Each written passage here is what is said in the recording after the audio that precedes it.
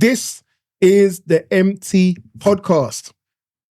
Myself, Mr. Wiley Cat DJ, the voice of reason. I'm bringing that back, you know. I'm bringing it back for the later part of the year. I didn't know it left. It went, all right. but I'm bringing it right back. I'm Just bringing in it time right for back. Christmas. It's coming. Indeed. And to my left, we have... Sorelli, ever so slightly broken and very tired today. And then across the room, we have, in the corner there. Me first, yes, mate. that's right.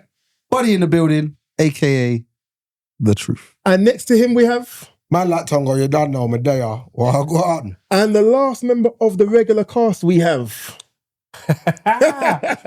Citrus City. Yaga yo yo yo yo yo yo yo. Hi.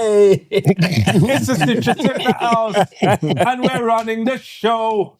All right, organized crash. Somebody don't watch the start of the podcast. You don't watch the start. You know what she's playing back. I'm surprised you didn't end. Don't do that. Don't do that. I'm surprised he didn't end up like that, you know what I mean? Don't. So the reason why we threw it right across the room over today was to come back to the special guest we have in the building this week, who is...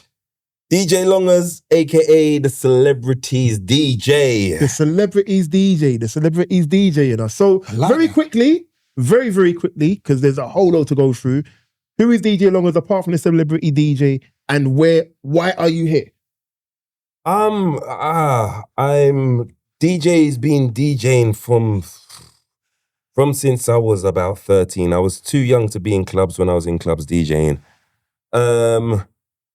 Still doing a lot of things in the UK and outside of the UK. I wasn't even ready for this flipping intro. And also got into film and TV in the last few years. So long as the film is coming. Longers has been in films. What was you in? Was it EastEnders or what was it?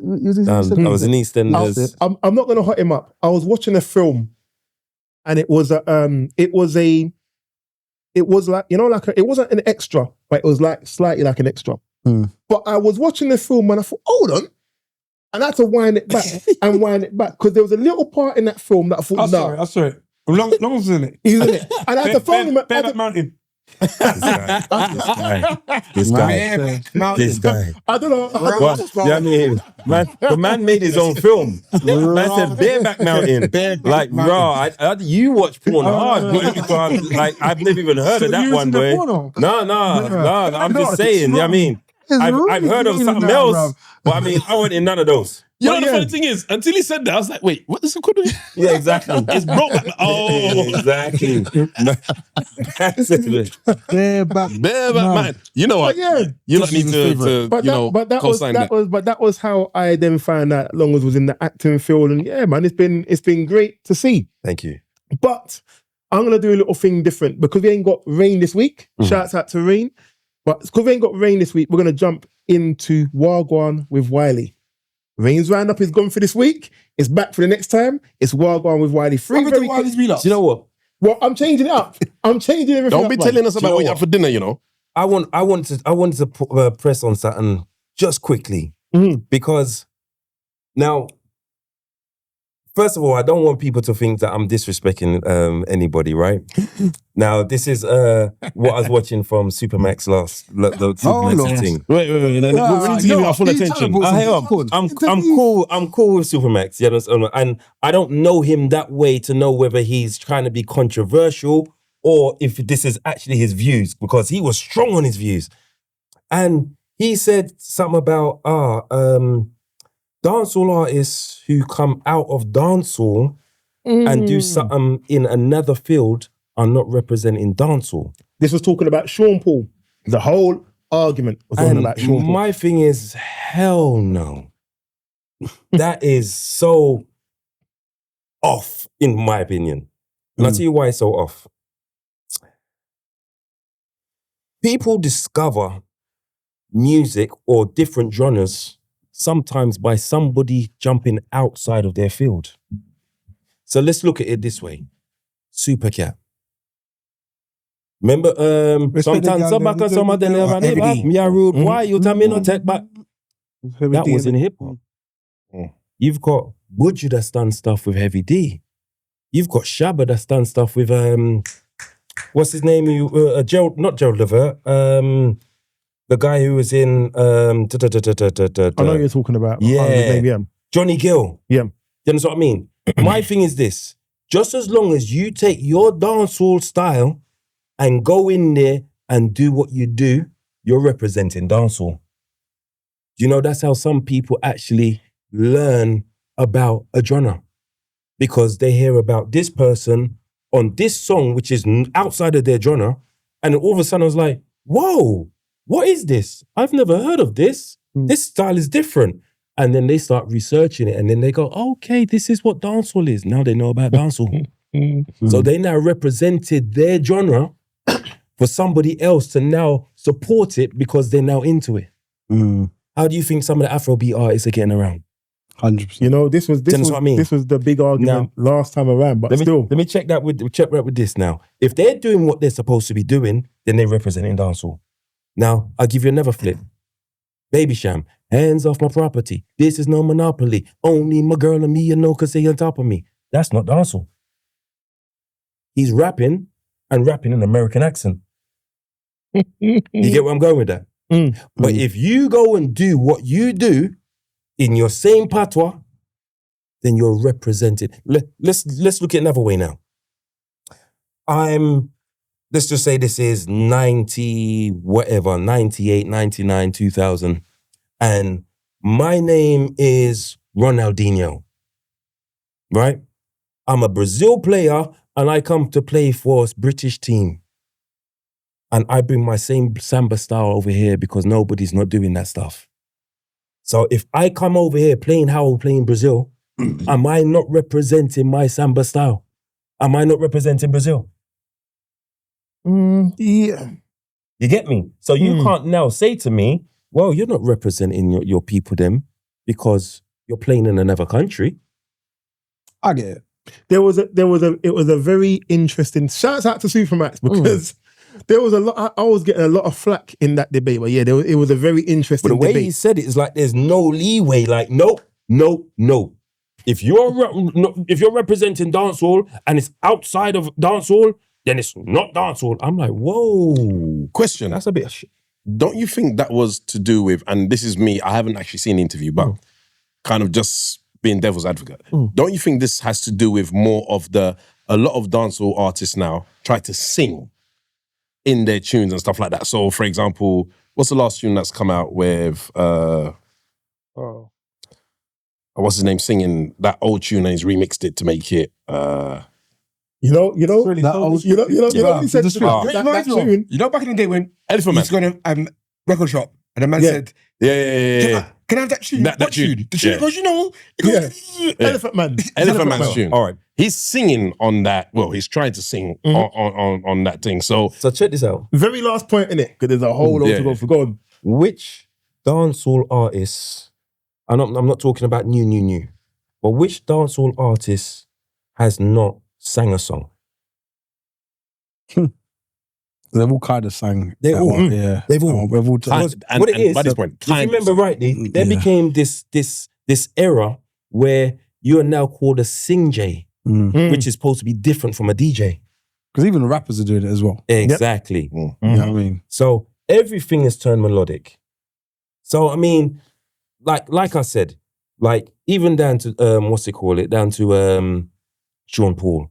He's possibly the first proper pop dancehall artist. Do you know? Do you know the funniest thing? Second, after who? Shaggy. Shabba. Shaggy. Okay. Just to After close on that Shaggy, yeah. point, do you know that this whole argument came up because of Sorelli, and Sorelli weren't even here Because he put him on his Mount Rushmore. On Mount Rushmore. That was why. Okay. That was why. The whole thing came from Yeah. there. Let's go. One out now. So I'm doing Wagwan with Wiley, or as Tongo has just corrected me, Wiley's wheel ups, whatever you want to call it, being that Rain ain't here. No. Yeah? You got to stick with something. So very quickly, I was gonna do about 2 or 3, but I'm actually gonna stick with one major one that I think is really interesting. So are you all aware of the Raise the Flag campaign that's going on right now, about the whole thing about the British flag and the English flag? Yeah. Yeah? not fully. Not fully. So there's a whole movement right now where the nationalists are saying that they want to put out, we're English, and it's basically all tied into national pride for England, but it's also being slightly hijacked by the people that are very much against migrants and saying the migrants should be over it, etc., etc. There was an interesting thing though. One of the Raise the Flag organisers, he actually got arrested a number of years ago for smuggling in 4 Vietnamese migrants. Lord of mercy. So my question to you is, CT scan, money on the brain, money on the brain up. my question to you is, do you think that this campaign has got any legs when people are doing that? And what do you think of the campaign? Is there any issues with supporting the British flag, English flag, flag of St. George, the whole thing going around it? Yeah, I think there's so much to unpick on this. And I like the fact that you brought this to the table, because one thing is, as you rightly said, a lot of this is around the St. George's flag. Yeah. And that alone kind of crumbles their whole stance on this whole thing. Because if they were doing a Union Jack, then I'll be like, okay, you're doing the United Kingdom, you're representing everyone. Then I can say, yeah, but it seems like they focusing on the St. George's flag when they haven't actually done their research on St. George himself. So the whole thing is a shambles. Look, it's one of those things, it's here at the moment. I understand the point they're trying to make, but I think in 3 weeks' time, nobody's going to give a damn about it. It's not about the flag. It's about the fact that they're upset with the migrants and the hotels and the money that the government are spending towards the hotels and these kind of things. I think it's multi-layered. There's so many different areas about it that it's a mess. It's an absolute mess. I'm going to default to the Englishman in the room, buddy. What's your views? Oh my God. What's your views? Fired. Shots fired. You know what? Sorry. I've been waiting years. Yeah, sorry, bro. You're not sorry. I've been waiting years, you know. I don't even understand where that comes from. The whole nationalism. So what is your view of, just in general, what's your take on people taking the flag and turning it into what it's being turned into now? Have you gone outside your house? I'm just asking. I'm just asking. This, you know what? I'm just asking. I'm gonna plead the fifth and abstain from answering any questions regarding the matter. No, Lord. At the end of the day, there's no flags outside of my yard. There's no flag. I heard about it, funny enough, at where we was when we went out this weekend, and I heard about it, and I was like, okay, what's everyone doing with this flags thing? I actually still haven't got enough information on it to be actually saying to myself, you know what, I believe this or I believe that, because I actually don't know. I haven't followed it at all. And the little information that I have had about it, and like Relly said, it seems like it's about migrants and stuff like that. It's changing into about migrants. It's not supposed to be about that. It's supposed to be about national, about being British, I suppose, or being English, should I say, rather than British. So when you said about the Union Jack, you do realize the Union Jack is being British. The St. George's flag is about being English. So it's a case of, it's about English stuff. But again, like I said, I don't know enough about the argument at the moment to make a valid comment. So bringing it into what was now becoming British English culture, is it 2 weeks ago or was it last week? Last week, isn't it? Notting Hill Carnival. Yeah, this week. Last week. Those of you that went, because I've heard there's been so many different reports about how it was. Those of you that went, how did you find it? Was it any different to the last couple of years? Because there's so much different things I'm hearing back about it. That there was a lot more younger people there. It was a more enjoyable experience, less trouble. What was your overall take on it? I was there in a different level this year. And I was actually there from 7:30 in the morning. And You can't just say that and leave it at that, bro. Hold on. And it was a shock to me because, like I said, my experience this year is different anyway. Now, 7:30, 8 o'clock in the morning, you got people out there from that early doing paint and all that stuff. I was like, what the hell? You've never been carnival. I mean, we need an next guest. No. What the hell, you know? Like, yo, but hold on a second. Attack. But hold on a second. When you're talking about them time of the morning, you know what I mean? Yeah, I didn't know them. They come out from that time of morning and then stay there all day. Hey, bruv, come on. That's Notting Hill Carnival. Bro. But to be fair, Carnival starts for me 1 p.m. So to be fair, Brother, as we said on the last time we spoke about Carnival, every single person in this room can go to Carnival and can have a totally different, experience for Carnival. But let's be real about Carnival, right? Carnival in reality is more small island than Jamaica. So what I'm saying about what that, did you say? Small island. More small island. Explain this small island thing of You're gonna yours. get yourself in Based more problems. around soca I see than it is around Wiley reggae over his music. face. It's based more around soca than it is around reggae music. Smoker. Smoker. Sorry. Small island Soca. You know what I mean?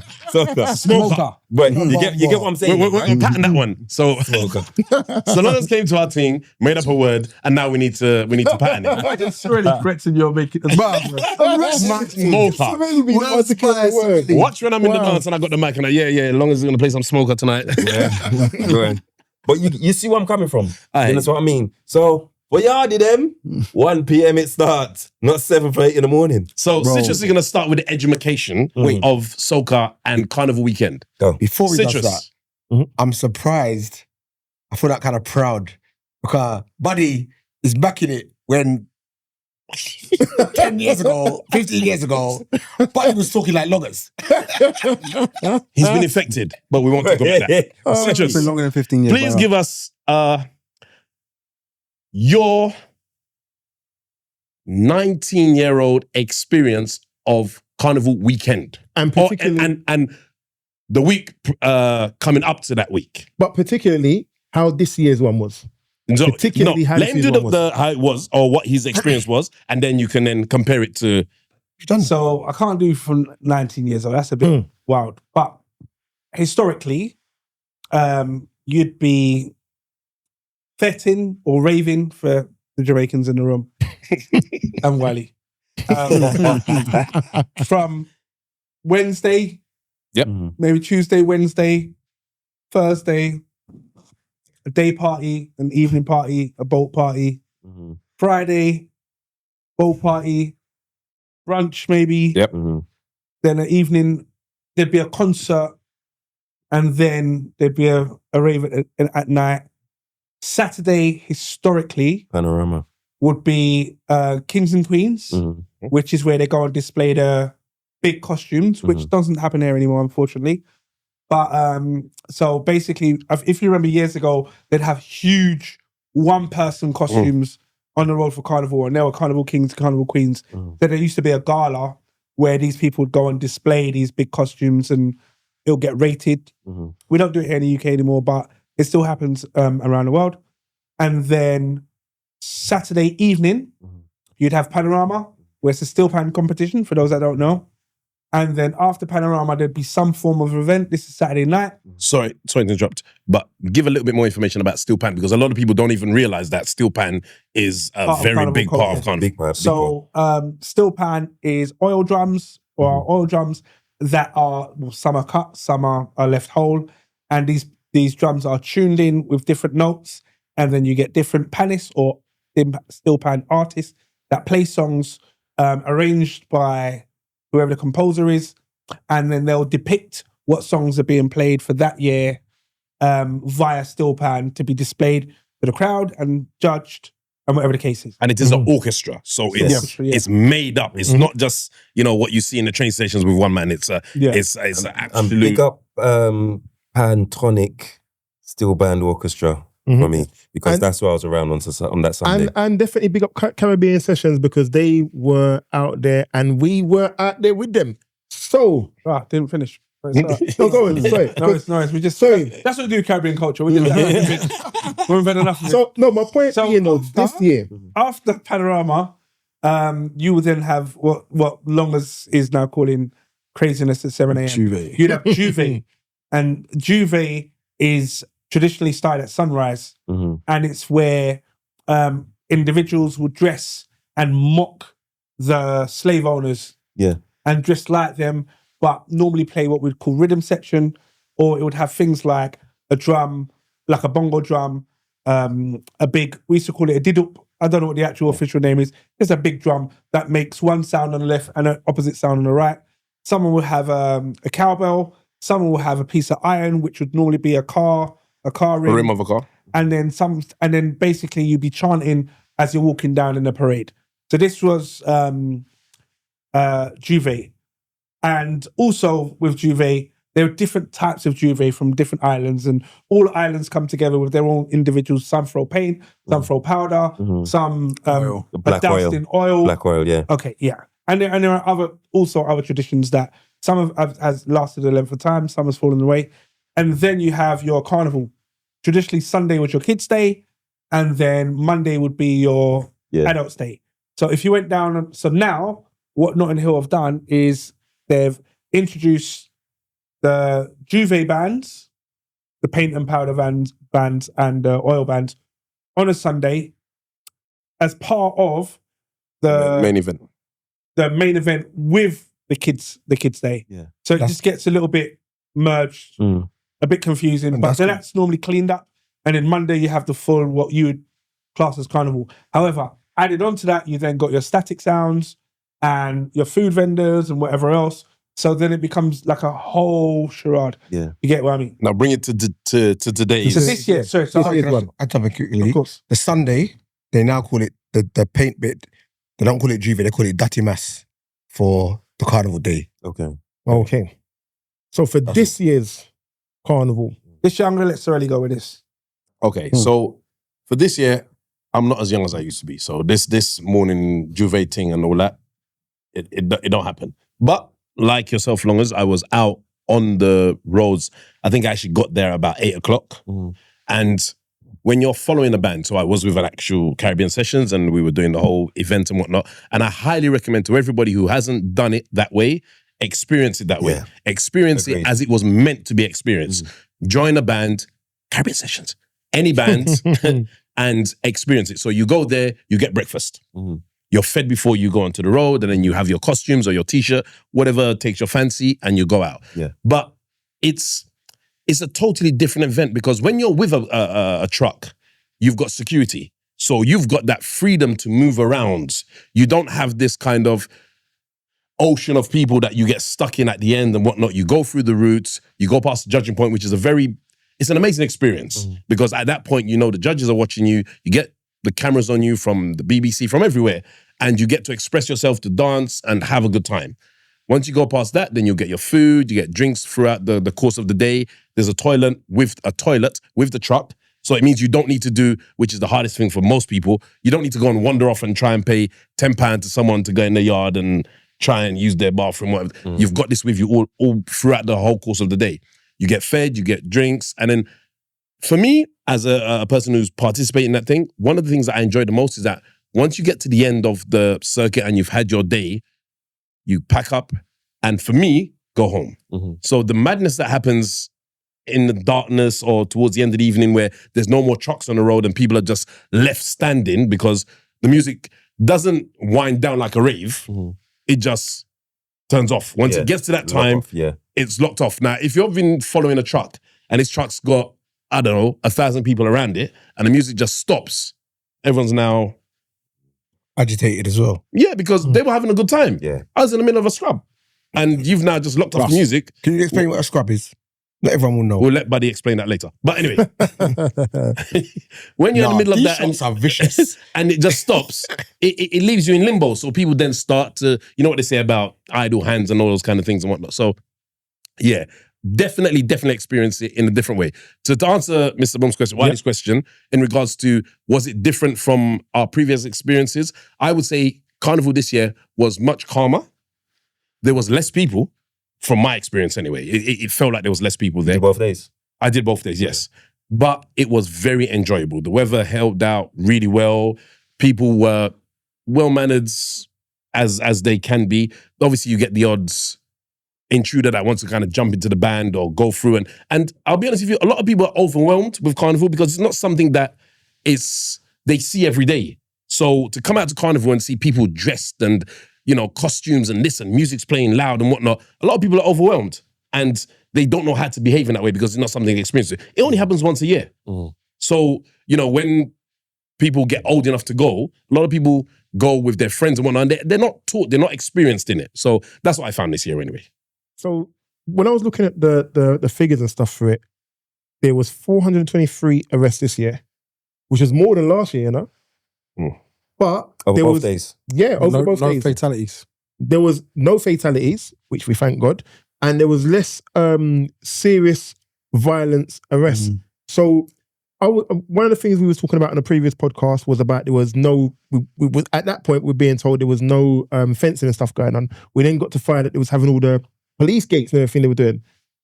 Do you think that that's the way forward for this sort of event, like having more things like that, more police involvement, where the things like the And they also had AI as well, didn't they? There were yes, and the facial recognition, that was really important. They had drones. Yeah. So there were drones. There were spotters, like quite evident as well. It wasn't like before, it used to be hidden, but it was quite. It wasn't covert at all. It was quite obvious, and I think without over policing the event, what I didn't see is, I mean, years ago, you used to see 25 police officers go through a crowd, try and defuse the situation. I didn't see that once this year. So I don't know if they've now just got smarter at, you know, like almost precog, you know, spotting the crime before the crime. Yeah. And pulling the troublemakers out before they even get an opportunity to cause trouble. I don't know if it was that, but I felt it was definitely good. But obviously, as you said, we've got, and I'm older now, so the kind of experience of those, you know, 15, 20 years our junior probably would be different. But what I observed, I saw one scuffle and it was quickly dealt with. One thing I will say, what I did find as well this year, coming off what you said, I found that there was a lot more carnival officials, stewards and stuff like that. So along the route, obviously I'm with a truck, so I'm a bit more, you know, alert to them, but there were much more, I don't want to say standalone, but much more carnival officials with tags and whatnot. Yeah. There was But a that lot was of something that they stewards put in and place specifically this year. yeah, so I think when I watched an article or a YouTube clip or whatever it was, they were saying that this year they took on more responsibilities. So the organizer of Carnival took on more responsibilities and they left the police to police, if that makes sense. Yeah. So they had more stewards with central control headsets for each truck, for example, and they were talking directly to central control and they could manage it. It was more of a organized operation, a bit like how I assume you would have with planes. Okay, this is at this location. Ground control. Exactly, that kind of thing. So Ground control. I think it worked really well. Tom. I personally think it worked really well. Question, and I'm sure why he's got this on his list. Does it now get to the point where people have to pay to go to thing? Does it go into Hyde Park? Do they now Definitely put a commission on it? Is that something that we're now looking forward to in the future, where they're now, because it's now saying to himself, you know what, this is a better way of policing it. We can now put it all into Hyde Park. We can now get a money for it, because that's another thing they was talking about before. And it can just go through Hyde Park. Is that something that the future? That's what they want. Yeah. But which carnival in the world has A you lot pay for of them. carnival? Miami has it. What, you pay for Miami Carnival? Yeah. And you go into a stadium, and then you have to pay to go do the mass, and then afterwards it goes into a park after that, which you've already paid to go into the park and then participate there. They do it in the park there. Wow. I mean, what it comes down to, quite simply, it going into Hyde Park may not be a bad thing. You know, a lot of people are against it for the tradition, so I accept and appreciate that.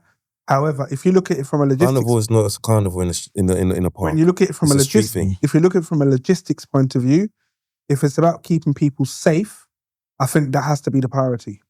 And if they cannot find a way of keeping people safe and moving it to another location does that, I'm not going to be against it. I'd like it to stay traditional as a street carnival, street festival, because obviously that's what I was raised on. But my priority will always be to make sure people are safe. And when like traditionally, like it used to take the route that it takes, where it kind of just fits a weird kind of oblong. But it used to cut through and cut around Chepstow. They used to be a part where you used to did this year. where you used to turn two corners, and they cut that out. They cut it out a few years ago, and but I used to like that little double turn. But when you think about it, it used to bottleneck. So a lot of people used to get squashed at this particular junction because of the bottlenecking, and taking it slightly longer to go around towards Chepstow and then back down again, like at the top of Notting Hill itself. It gave you Notting Hill, the top of Notting Hill. Yeah, right. It gave you a much wider space to come down, and then therefore the the masquerade experience was a lot better. You know, I remember the days, every time it turned the corner, the music used to turn off because they just didn't know how to go around the corner without running people over. Do you remember? So things have improved, and as long as it stays in this space of improvement, sometimes we have to take a few steps back to go forward, you know? And if that's what it's done, where it's getting better feedback and whatever case, then I'm down for that. Moving it to the park, no thank you. However, if it's the only option for safety, then let's see where that leads. You see, the thing is, I agree with you. Sorry, Tonga, 1 second. I agree with you in a layered approach. And what I mean by that is, I would like Carnival to stay as it is, because to me, that is Carnival. Being on the streets is Carnival. Bringing it into a park kind of converts it into some kind of festival kind of thing for me, and that doesn't work. Now, one thing I will say, there was a lot of people who had problems with the policing of it, the facial recognition and all these kind of things. For me, I would say keep it on the streets, but introduce as much technology as you want to it. I haven't got a problem with that. Bring facial Wiley. Bring facial recognition. Bring drones. Bring whatever you need to bring, but keep it there. If it gets to the point where that's not working and safety has become uncontrollable, Hyde Park it is.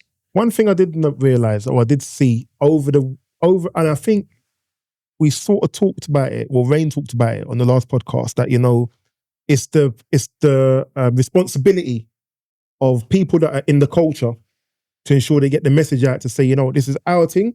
We need to make sure we keep our thing safe, innit? Keep it as it needs to be. And what I found was that there was a lot of conversations on social media, on podcasts, on WhatsApp messages, and everything. Make sure if you're going Carnival, you're going there for fun. We're not going to try and mess up our own thing. Do you think that what do you want to be when you grow up? Do you think you want to have 2 dads? I'm not even gonna. Just move on to the next bit.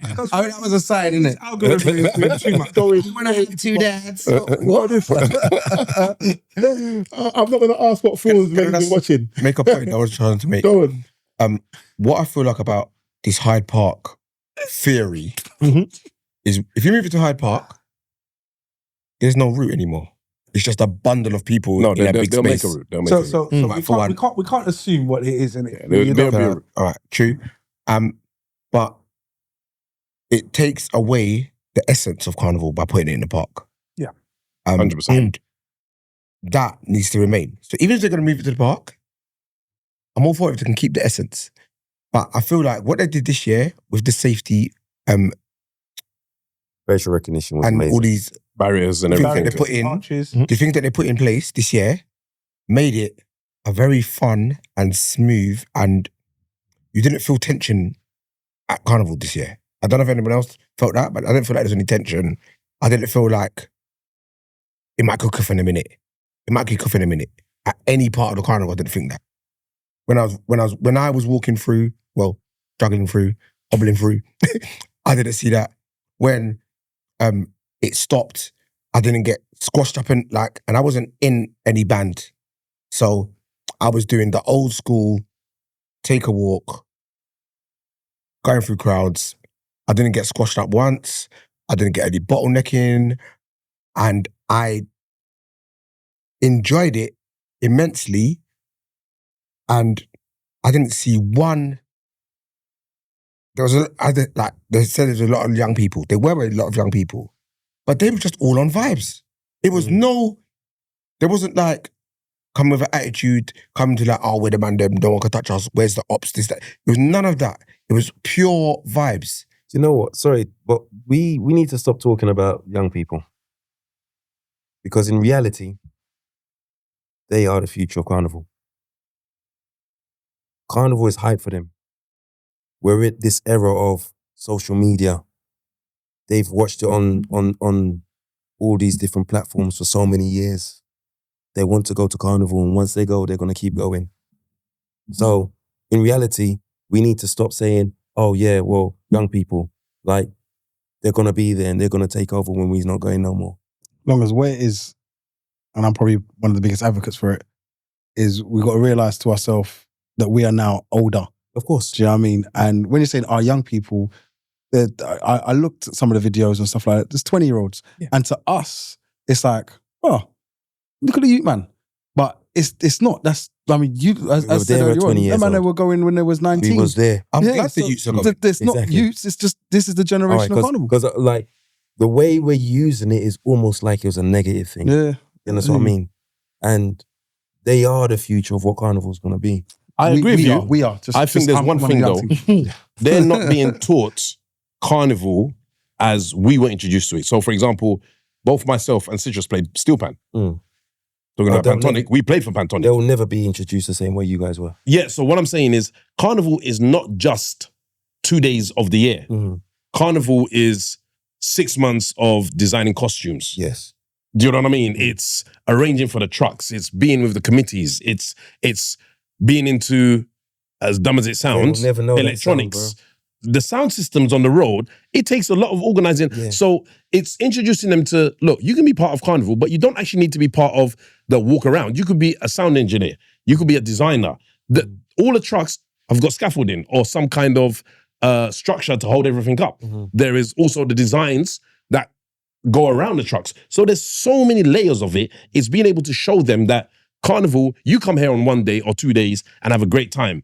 But there is so much backstory behind it that you are not aware of that happens. People are already putting out their costumes and their themes for next year carnival now. But you know what? They're not. They're most people are coming carnival just for the experience.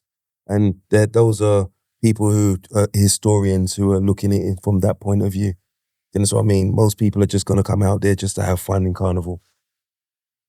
So I suppose the question I wanted to migrate to, because I was talking about the social media element and how that was happening. Just in general, taking it aside from Notting Hill Carnival, talking about our culture, because there was a lot of, this year there's been a lot of kickback about things like wireless, people now infiltrating, so to speak, our culture and making our culture become diluted. Is it our responsibility to, and it's slightly is the point that long as we were saying earlier about the DJs and about the reggae DJs keeping, or the dancehall DJs, sorry, keeping dancehall in dancehall. Is there a problem with us having our culture widened? As in people coming into our culture? Or is it something we got to try and, like you were saying, when people are going carnival, if they're going to anything to do with our culture, we got to keep the grounding of what it came from to ensure that goes all the way through. It's a gift and a curse. It's a gift and a curse. You can't expect for something to properly expand because everybody wants their genre or whatever it is they're doing to be worldwide. Everybody wants whatever they're doing to be massive. You understand what I mean? And in most cases, I'm going to say most cases because you're not in all, but in most cases, for you to be able to do that and do it in a certain amount of time, you need to collaborate.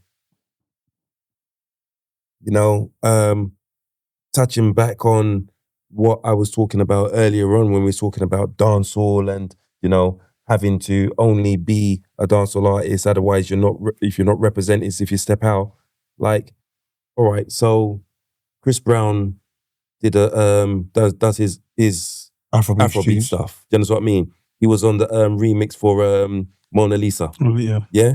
So does that mean Chris Brown is no longer an R&B artist? No, but he wants to be accepted and grow within the African community as well. Do you understand what I mean? So in reality, for you to be able to do what you want to do, in most cases, you're not going to be able to do it just by being there. If you go, you have to go in there for it to happen. So should the doors be open Sorry for to cut everyone you again. to come Sorry in? to cut you again. DJ Khaled is very big within the Jamaican fraternity because he's come out there, gone yard, DJs in Jamaica, got dub plates, sound clash, everything. I don't know how big he's got on the sound clash, but the point is he's done all of that. But that's for him to spread all across the world. How's he going to do it without it? Now, him and Buju and Cape and all of them, tight. yeah, man, Khalid and my brethren, and do you know what I mean? They shout him out. But sometimes you have to go into that section for you to be able to get the result that you want to get. Otherwise, it's not going to happen. But do you not, and I'm talking more on a cultural thing though, do you not risk losing your culture? So if I look at it like... That's why I said gift and a curse. What I think it was a couple years ago, we was talking about, was it jerk rice? Oh yeah. and how jerk rice had come. We were making joke about James, but at the same point of it, it opens the door of... There's even a jollof one I saw recently. It opens the door of people now being able to come into that culture, but it dilutes that culture.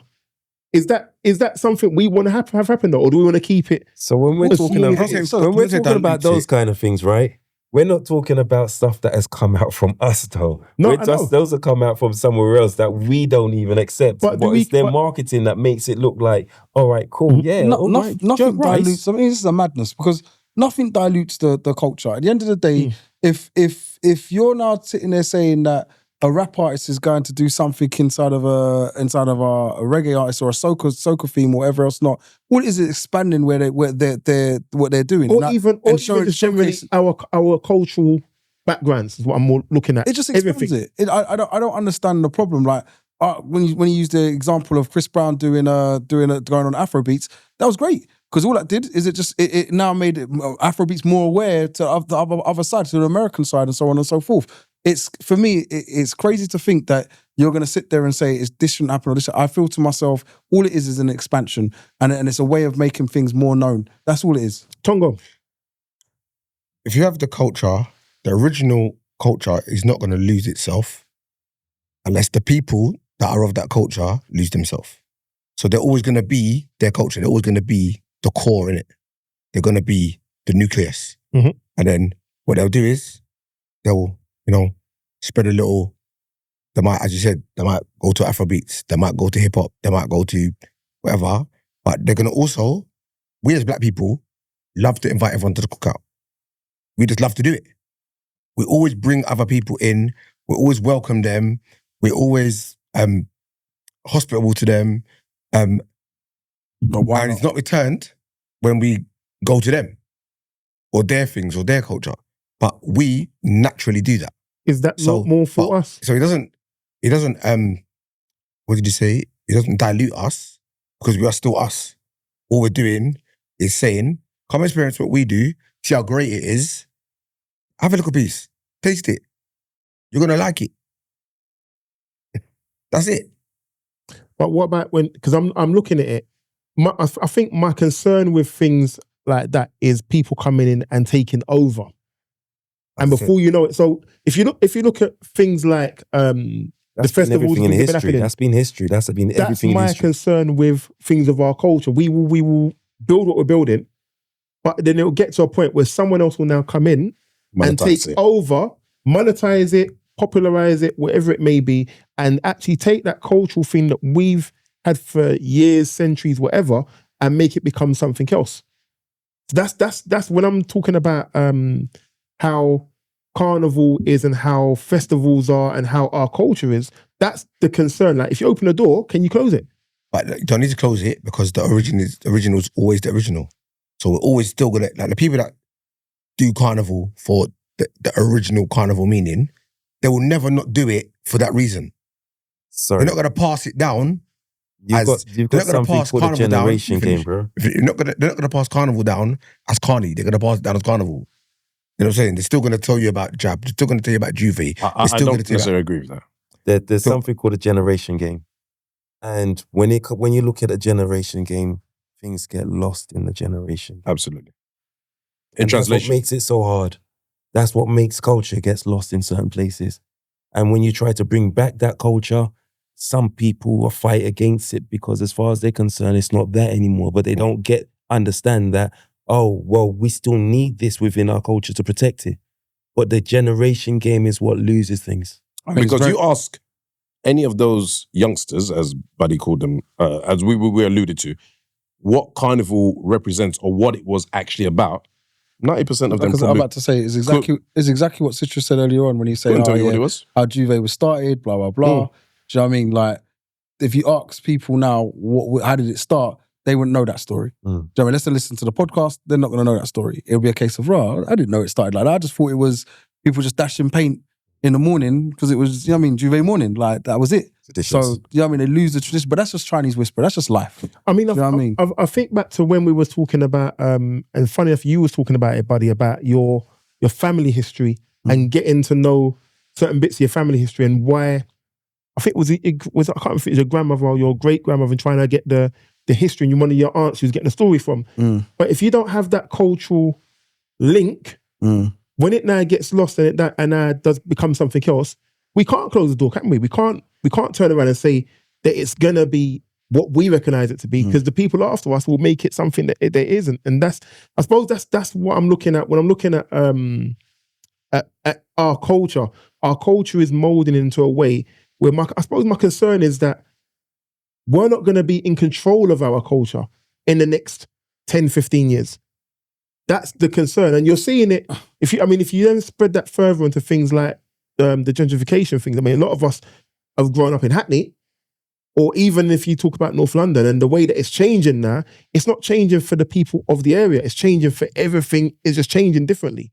And it's moving everyone out.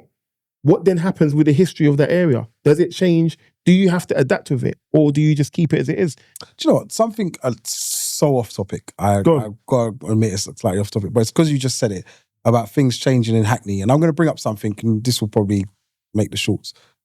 But Chatsworth Road. They've locked off Chatsworth Road, all right? I mean, it started with you can't turn right, and then you couldn't turn left, and then all this other thing. Now they've locked off Chatsworth Road, and a lot of like the businesses are going to suffer on that road, because I used to own a shop on that road. I know the business ain't going to, no one's coming down there. I'm not going down there anymore. Now, I was talking to someone earlier on, and I said to them, like, what happened to the Hackney taking control? Like, why have they not turned and said to themselves, like, I don't remember, I remember when COVID was around, and they started putting up the plant pots to start blocking people from going down certain roads. And I can't remember what borough it was. I think it was in West London, but I'm not 100% sure. All right. And they just said, no, it's not happening. And they just locked it down. It's not happening. I don't want it in my area. And they just took it down.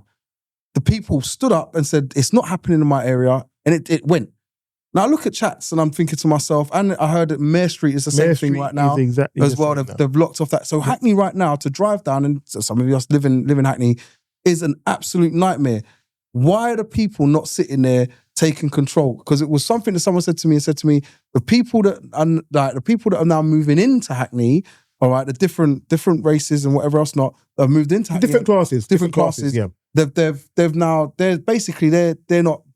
care. This is what they want. They don't want them to drive down these roads. And the people that are the residents that have lived down there for a long time are not speaking up for themselves and saying, we don't want these things, and making these points. Why is no one making these points? Or is this something that people can do? Ownership and control.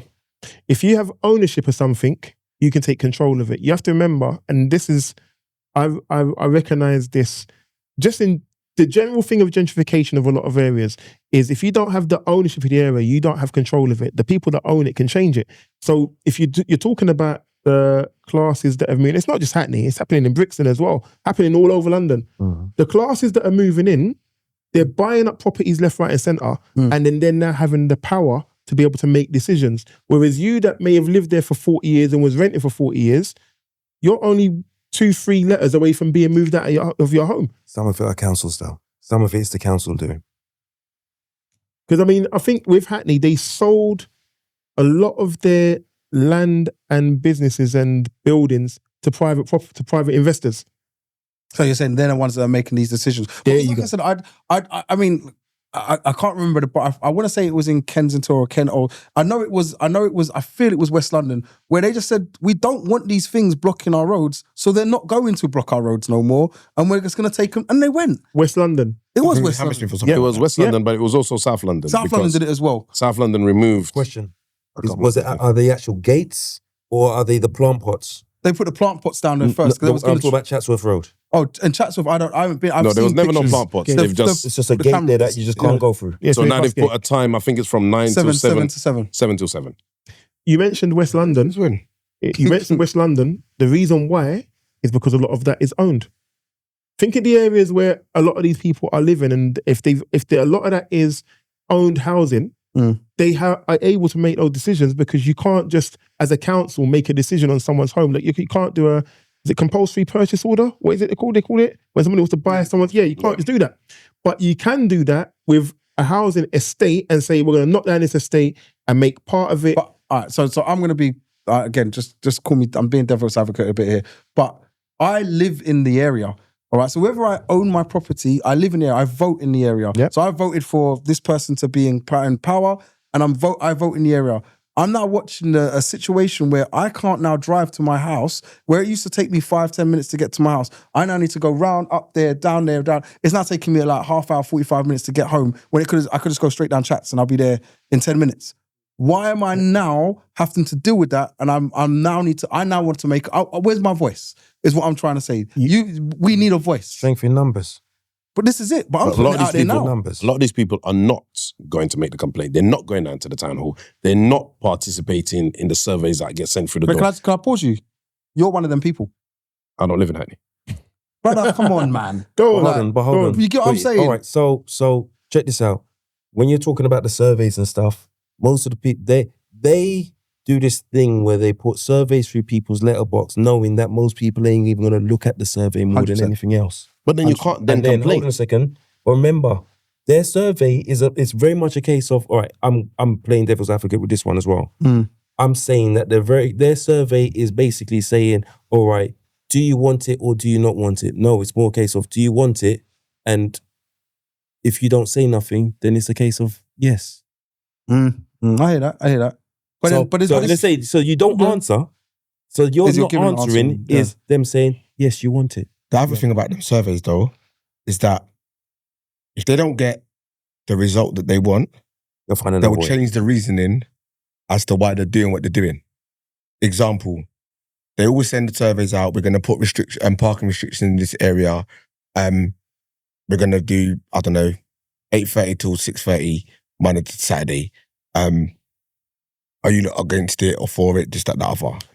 Now, when everyone responds and they say, oh no, we don't want the parking, we don't need the parking restrictions, it's fine in the area, we're fine with the road being free to park with, whatever. They will say, oh, well, for the safety of the area, we need to put the parking in place. Or because there's a school in the area, we need to put the parking in place.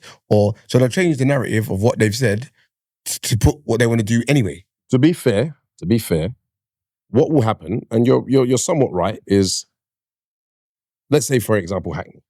Hackney will put parking permits around the train station because the people who live around the train station have been complaining to the council stating people are driving their cars to this area and parking up and going to work at the train station. So there's nowhere for them to park. Yeah. They'll say, fine, no problem, we'll put parking permits there. Then it goes out 2 streets. The people on the 2 streets who live further away are now complaining that the people that used to park there are now parking there. And then that booms.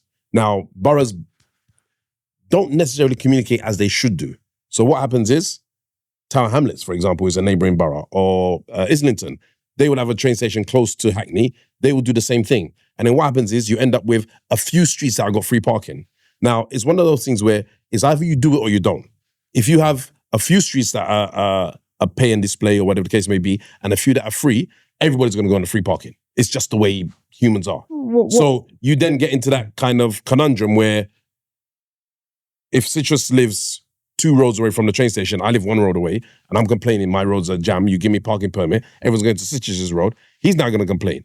And then it just grows. So it has a knock-on effect. One thing about what DJ Longer said about people not necessarily speaking up as they should, it's very true. But we're in London, we're in a city. We just have to accept that these are the things that are happening within the city for development, for tax purposes. No, it's just the way it is. It's there for money-making schemes. It's not just that. To make money. Hold on 1 second. It's not just that. One of the reasons, and I'm not saying I'm pro or against, but one of the reasons why Hackney are doing these things is because residents in Hackney have complained that people who do not live in Hackney use Hackney as a cut-through. So people who are working in the West End, for example, and they live in Essex, are driving through Hackney to get home. Because if they go the A12 or the A13, it's untold traffic. So what do? They come through Hackney and then join that's the way of every single piece of driving around the world. But the people who live in Hackney, a lot of them are complaining that you don't live here. Why is there so much traffic coming through Hackney? Why is there, because one thing that you have to admit, once they lock off these roads, people who live in Hackney, who only commute from Hackney Town Hall to, for example, I don't know, Cambridge Heath or Hackney Road, now that traffic's not cutting through Hackney no more, that'll be quiet. So, like I said, I'm not pro or against, but I do see the reasons why it is. So check this out. That's how it began. That's how it began, right? Now, when you're talking about current, that's not what it is. Because if it was that way still, then they wouldn't be putting up the amount that you have to pay each and every year. That's a different conversation. That's what I mean. Now, then you're looking at the ones where they put the plant pots down so you can't go past them. Yeah? Now, they said that was there so you can get less pollution going up and down your street, which in some ways makes sense, but in the other way it doesn't, because everybody needs to go into a high road. And now the high roads So now that means the pollution you're not getting on those little side streets, you're getting extra when you go. So hold on a second. Where are you winning with this? You're not. I mean, ultimately, everything is a money-making scheme. Ultimately, they want you off the roads. Ultimately, that's what they want. They want everyone to be riding bicycles and taking public transport. Mm-hmm. I get it's not happening. All right, but I get it. I get it. It's been their plan for the longest while. I get it. I understand it. But the funniest thing is, as a people, but hold on. Why aren't they walking? Why aren't they riding bicycle? Because at the end of the day, I don't mean doing it for publicity stunt either. I get what you're saying. I 100% get what you're saying. But this is what I'm trying to say. When really saying he's not pro or against, you have to see, you stand on one side. You either stand with it or you stand against it. There isn't a sitting in the middle on this one. There is no draws. We're playing American sports now. All right, unless you're sitting right in the middle of the road. No, bro. So no, there's no draws on this, bro. Like at the end of the day, like I don't live in Hackney, innit? A couple of men in the room, more than a couple of men in the room, live in Hackney. To be fair though, it's not just a Hackney problem. It's not just a London. It's actually, for those of us in London, it's a London problem. It's a London problem. It's a city dynamics. problem. It's a city problem Because it's happening in Birmingham. London. It's happening in Manchester. Yeah, they're making 50. You're saying it's not, but not in Greater London. I live just outside of it. Yeah, but and it doesn't happen down there. Like you said, Greater London. And then when you go even further than that, all right, all of a sudden, I can all park in different parts. In Liverpool, I tell you straight up, in Liverpool, you can go in the yellow boxes. No one ain't saying no. I'm sitting there with a taxi man, yo, yellow box. And he's saying, don't worry about it around here. Don't worry about it. I said, there's camera. Don't worry about it around here. We're good. I said, right, all right, say nothing. That will soon change. I mean, ultimately, that's more to do with the driving. But what you are definitely seeing is that the gentrification of these cities, is what's changing everything up.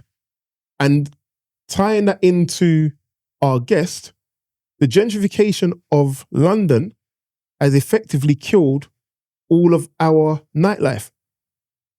All of our nightlife. Like if you think about what we was doing 15, 20 years ago when we was all going out. We was going out until 4 a.m. on a regular. We don't even do anything like that now. That's because we're old. Yes, but those that have the option for doing it that are not old, let's say that those that are youngsters, so to speak, the young things, they don't have the option. What is now happening, and how can we get that back if we do want to try and get it back? Because I think the world has changed from what it was. That's the hardest thing, because like in reality, the government are making so much money off flipping ULEZ and what's the other one called again? Congestion charge and blah, blah, blah. And that amount goes up every single year. And it's almost like they're trying to make us feel like it's not a money-making scheme that I don't know if it ever will change. I mean, one of the things is the culture changed, innit? And I remember when, actually, big up, Mr. White, all right? Because I remember when he was saying, yeah, we need to start doing day events. And I was like, day events? Man, I don't go out in day, man. We go out at night time, and that's where it's at. And then all of a sudden, he started seeing these brunches coming up. I was like, screw the brunches, man. We go out at night time. We're up in the city. We're in Bank. We're in Liverpool Street. We're up in the city at night time, and then we go bed late. It's just the way it is. If I'm raving late, and I'm going bed late. This is the way it was. Now, at this age now, and this time now, give me a daytime thing. Let it finish about 10, 11 o'clock. Give me enough time to go home, get some sleep, wake up at a normal time and go get on with my day or my nighttime or whatever. And it's changed now. So I don't even want to go to like night things. I don't even like it no more myself. So now you're saying it, it's like the times have changed, innit? We're now at a different point in life. And the fact if you said to me, there's a rave down in American Square and we're going down there and like, oh yeah, let's go to American Square and go and enjoy ourselves down in Bank. And it's not going to finish till 1, 2, 3 o'clock. No, say 1, look, so I'm even going early. 3, 4, 5 at night. It's like, and then what have I got to do tomorrow? I got to get up. I got to look after the kids. I got to go and see my mom. I got to do this. And you're like, I mean, could you not have just done a daytime thing and then we just cut it up and then go home? It's so changed now, and I enjoy I enjoy the daytime things. It doesn't make a difference to me no more. Like I'm not thinking about it like that. Times have changed. But the I'm point sorry, he's brother. He's making is that maybe that's what we in our generation are doing, but the young people want to go out and they have nowhere that they can go out because there is no venues, is what you're trying to say. Right. No, but it's still happening. They're doing daytime stuff as well, though. Mm-hmm. Their events are daytime stuff as well. There's no night stuff. There is no finish at 4. There is finish night at stuff. 3. We just don't finish as late as we used to. Yeah, they don't finish at 4. But what's wrong with that? Do you know what I mean? I'm trying to find out what the problem is. Like, they've got their whole dating now. So now there might be a rave that starts at 3 o'clock during the day, finishes at 10, 11 o'clock at night. And you're like, well, I've done my time. I'm good. I mean, the only difference is they'll go somewhere else overseas and that rave done at 6, 7, 8 in the morning. And you're just like, wow, why don't we have this over here? You know what I mean? Like, but if there are spots, I mean... In Ghana, whoa. Dance done when done. Dance done when it done. So like they could say to you, they could say to you, yeah, it's going to finish about 5 o'clock. But these people, they go from one event to a next event to a next event to a next event.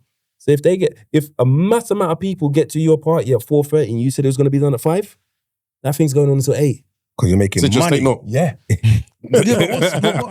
I don't understand what is wrong with the early time things because people are still going out. So when you're saying there's not things for people to go to, there are things for people to go to. Because at the end of the day, if a rave finishes at 10, 11 o'clock and you've already had your drink, you've already found your gal, you've already had your dance, whatever it is that you've done, all right, and you can say to yourself, well, boy, you know what? Man, you're going to go to an after spot because, you know, it's 10, 11 o'clock at night. We can still go somewhere else. We can go to hit a bar because bars are still open at this point and you can still chill out if you want to. We can go back to my yard. Do you know what I mean? Like, it's still a moment that you can do. When you're telling me it's 2, 3, 4 o'clock at night, it's like, boy, I'm going home now. Now it's bedtime. So for me, I sit there and think to myself, I don't mind it personally.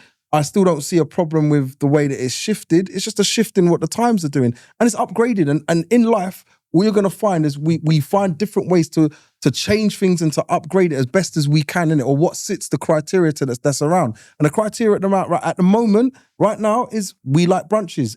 People like brunches. That's what they like. What the problem is we've always been the problem. Go on. It's always been us. Give you an example. You're talking about when Mr. White was saying do day events. You couldn't get your mind around it.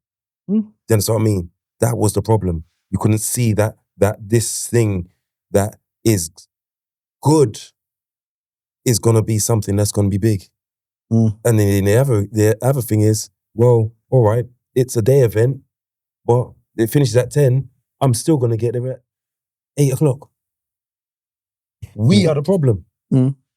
I'll be honest with you. I think it's just a maturity thing. When you were younger, you could rave until 4 in the morning, 5 o'clock in the morning, so you didn't mind. So wherever that 4 o'clock, 5 o'clock rave was, you would find it.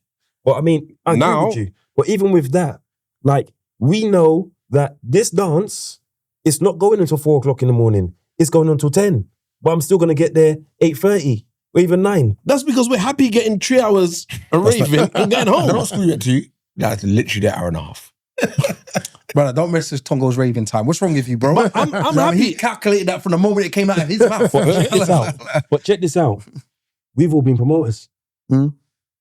So if we've all been promoters, why are we going to get there at the time of getting 1 hour, hour and a half, 2 hours and expect the people them to come to our rave for 4 hours? Because we think that if we get there at the best time, the optimum time to get there is X time. But then that's you it. still missed out on a lot of stuff. Yeah, but you have to remember, a lot of the time, as promoters, our aim was, bar spend.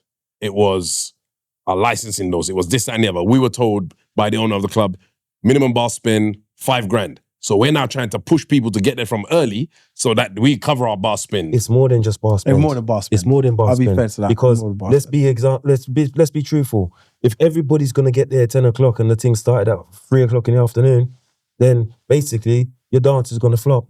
Because those people who came out early, they're gonna go. Yeah, I agree with him. I mean, it was all about the experience, and I wanted people to come to my rave and they're going, "Rah, bad boy thing." That was the rave. Well, Carnival weekend, I went to an event. The event started at 2 o'clock. It didn't kick off and become lit until 5, 6 o'clock. You took it daytime. If it starts at 2 o'clock and it didn't get, what time is it finishing? It finished at 9, 10 o'clock. Oh, okay. So I'd be there about 5. If 5 o'clock is when people got there, they've missed 2 hours, 3 hours. That's what I mean. The warm up. That is when it's expected to get lit. That's okay. We're raves on the night Because time when we used to do people it 10 coming o'clock. in between 2, 3, 4, 5. That's because okay. you lot go to your black people dances. When you Wow. when you lot go to A man just went viral over this black thing. Be careful what you Listen, say, good bro. point, good point. Be Listen, very good careful what you Let's say. be honest. Let's be honest. Black folk are not. Come to my house at 2 o'clock. I've got a dinner party at 2 o'clock. None of us here are arriving at 2 o'clock. BPC, yeah? Who's none of us? What time did you end up at the party we went to last weekend? I went to work, bro. I was saying, I never asked you that. I went to work. Case in point. Oh, Lord. But yeah, like I was saying, we are the actual problem. I don't know if we are the problem, you know, but I think that's just how our makeup has been. Our makeup has always been that we go into these sorts of things, and I mean anything that we go into it on a sort of a casual basis. That we don't really want to kill ourselves to get there so early, and we also don't want to be the ones that are there right at the end. But Nobody wants to do that. No, it's a domino effect thing. Because basically, we're doing the same things that our friends have said, you know what, nah, man, if you get there too early, then blah, blah, blah, blah, blah, blah, blah. You know what? That's true, you know? And then we're all going to do the same thing. And then it's going to spread to other people. So everybody is trying to get there for more or less the same time. And that just gets later and later. Exactly. And later. And then the worst part of that is, imagine a dance that ends at 10 o'clock and there's a queue at 8:30. So look, long queue. Tell us some of your experience. You being a man that's still in the industry, give us your worst experience with throwing the dance and one of your best experiences with throwing the dance. I haven't thrown a dance in a long time. Okay, or an event you've played at or something along those lines. Flipping heck. See, I'm one of those guys that I kind of, this is where Dags would be able to remind me of certain things. I'll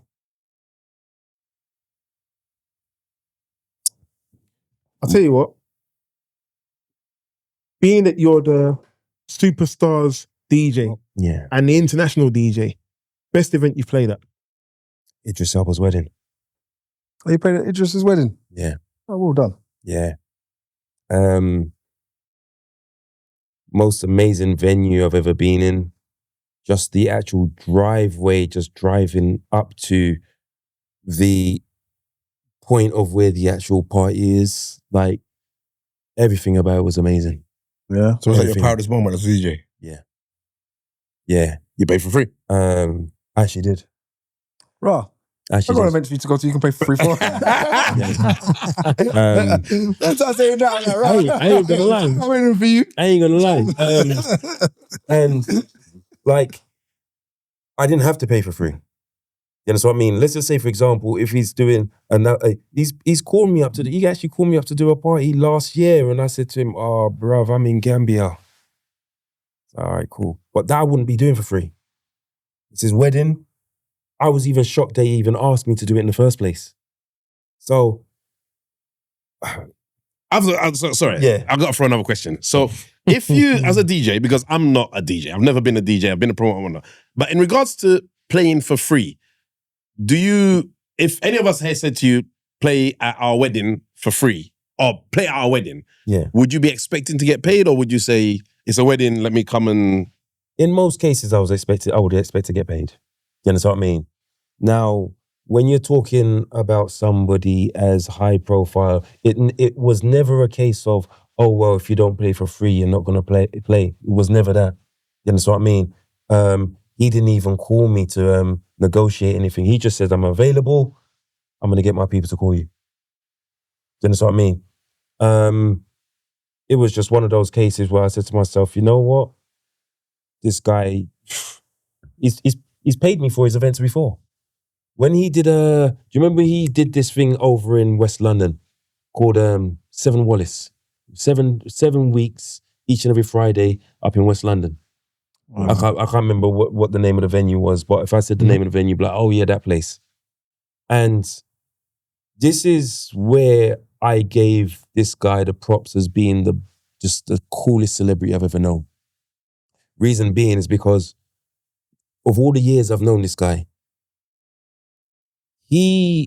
my brother spent more time around him than I ever have in that one night. So they did 7 weeks. I did 4 weeks of those 7. When we got there, he was like, Longers, it's just the 2 of you. I was like, yeah, it's just me and my eldest brother. He goes, all right, Longers, you set up and you come with me, my big brother Brian. And how he treated my brother, like them guys are known each other for years. He was like, yo, like, come with me. They went to the bar, drank together. They went around the room, smoked, us two joke, blah, blah, blah. In those same, how many hours that dance was on, he treated my brother like he was his brethren, not just someone he just met. Now, with most people, if you're Americanized, I know he's not American, but if you're Americanized, most of those Americans, they don't trust nobody. So what they would do is like, yo, long as you go get your shit ready and I'll buy you a drink. No, he actually dealt with my brother like to say, yeah, man, we're family now because you're long as his brother. And them times I didn't even know Idris that well.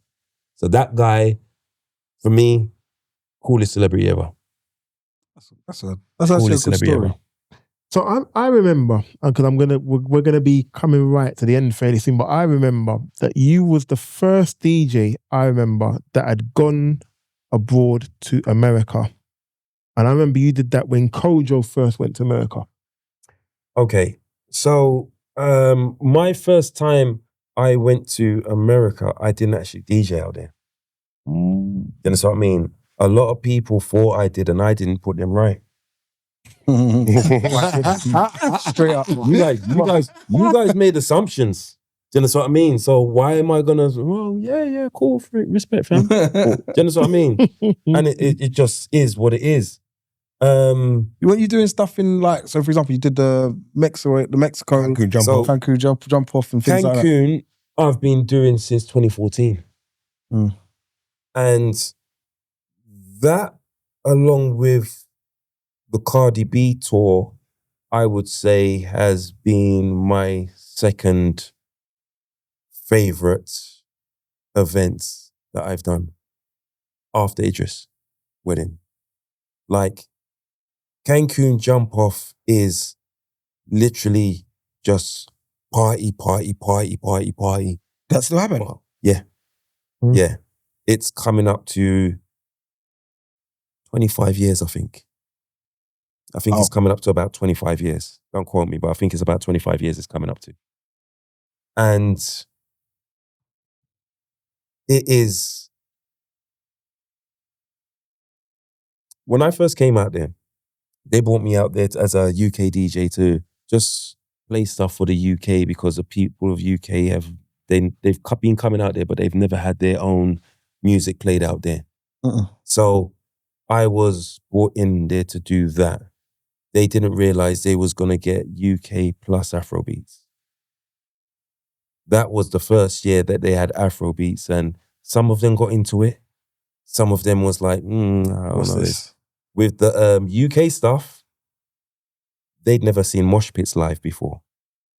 So I remember year after year, I would get a few American, like New York thugs come up to me, yo, Longers, yo, play such and such. All right, cool, I'll play in just a minute. and all of a sudden you see them run into the crowd to go and jump in with the mosh pit because they've never done a mosh pit before. So it kind of came a thing out there that everybody's out there jumping in the mosh pit. Ladies are jumping in the mosh pit because they're like, yo, you can't. N-words. Yo, it's crazy and blah, blah, blah, blah, blah. But it became a thing that everybody wanted to do. After that, my first year, about a year or two after that, I was seeing a lot of Atlanta, Miami, and I think a bit of New York having Afrobeats parties. And I never heard of Afrobeats parties out in America before that until how many years later, and I've gone back there again. Like I said, I've been there every year apart from the 2 years we lost in the pandemic. When I played some Afrobeats after I came back from the pandemic, they sang Afrobeat songs word for word, start to finish, or start to whenever I mix them in. And I've been playing Afrobeats for about 20 plus years. I couldn't actually believe that they took on to Afrobeats before they took on to UK hip hop. They love Afrobeats. They're still getting used to it. You see the big smile on my face? Yeah. Longer to talking of party and all this stuff, yeah. I know it's your birthday next week. Yeah. Us, bug. I'm not actually doing anything. I'm not doing anything. Man get paid. So I know it's your birthday next week, and historically, Yeah. you know what I Yes, did there? I get you. You used to have an event called History. Yes. Yeah. That event, for those that don't know, was a fancy dress party Theme party. between Richard Longers and two other guys that also born in September, I think. Yeah. And it was proper. It was a proper fancy dress party. And it was a proper vibes. Do you think you'd ever bring that back? It was supposed to come back this year. Damn We did something that kind of messed it up. Like, all right, so I got onto them lot in January, February. I said, yo, guys, I want to bring up back history this year. And they was like, you know what? Cool, come, let's do it. Now, we only got back together to have that conversation in like July. Mad. And that space of being able to get everything sorted in that sort of amount of time is just, it wasn't happening. Okay. But history will come back. History will come back. Somebody actually stopped me more recently and said, you know what, Longers, I used to come to your history event. Bro, you were ahead of your time. And I never thought of that because that was the one fancy dress event that was every year. So yeah, we will come back. So were we celebrating your birthday this year? I'm not. You didn't hear what he said. You said, where we celebrate. We're definitely Y'all was gonna finding celebrate my something. birthday. I ain't gonna be He ain't trying to put it out there, people will turn up. Another thing on the historical topic, because I feel like you've been the guest, we haven't spoken much about you, or what you've been about, or what you've done, or rare. So obviously, I know you for probably 30 years now or more, from when you was G Crew. Yeah. And even before that, Sapphire. Yeah. So, what does the G stand for? All right. So, if you've ever watched the podcast that we do, the Statement podcast, What's it called? The Statement. Yeah. Me and Dags. We had a conversation that before, and G Crew was a joke that once we started, we weren't able to kind of get rid of, which was the reason why we turned it to GNs. Now, originally, it was quite a few of us that was part of G Crew, and all of us lived in a place that was a green. I lived in Wood Green. Dags, Charles, Palmer's Green. Ozzy, Bounds Green. Scribs and Woodrow, Tottenham Green. It was just like, yeah, we're the Green Crew, innit? And then I think Dags must have said, yeah, G Crew. And remember, them kind of times there, it's like, if your sound has to have a hard type of name. So if you hear G Crew, you're gonna think of Gangster Crew kind of thing. Do you understand what I mean? Yeah. So yeah, that was how it was, and we kind of stuck with it until we said, "Listen, guys, we need to smarten this up." And Dags came up with the name GNs. Okay. So wait, this rumor that's going around Entertainment. saying that G Crew standing for Gallem Crew wasn't true, bro. Like, all right, that's the myth. No, I'm just asking. So the final point. Now check this out. Do you remember back in flower pot days? You remember Right. Yeah. He don't. Right. I mean, I remember the flower pot that he slept in, but that's the story. That was a special flower pot. Do you guys remember there used to be a sound called Punaani Express? Yes. Did you ever see them? I've never seen them. It's a myth. Lies. If anybody has ever seen who Punaani Express is, please put it in the comments, whatever, because I don't have a clue up till now who Punaani Express is. But I remember seeing the name. Yeah. Every flyer, every week. Yeah. Every stuck on the side, innit? Yeah. Lady Force, Punaani Express. Yeah. I'm like, what? Who are ya? Lord me. Can I ask a question before we round this up? The final one. Yeah, I'll I've got ask a one question. more that's important. I'll let him go for his one. Go on. Obviously, you've been DJing for how long now? Man ain't trying to show his age.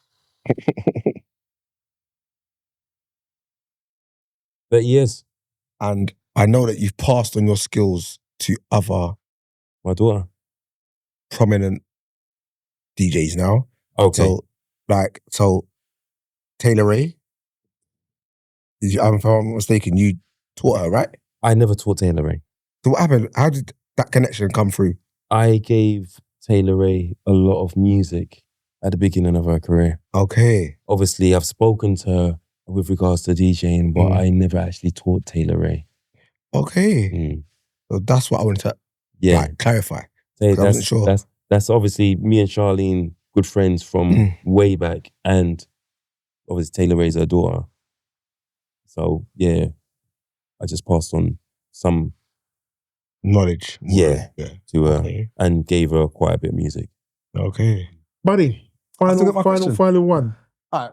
This is just a bit jovial, a bit stupid, but DJs, I feel like DJs, and there's two current DJs in the room.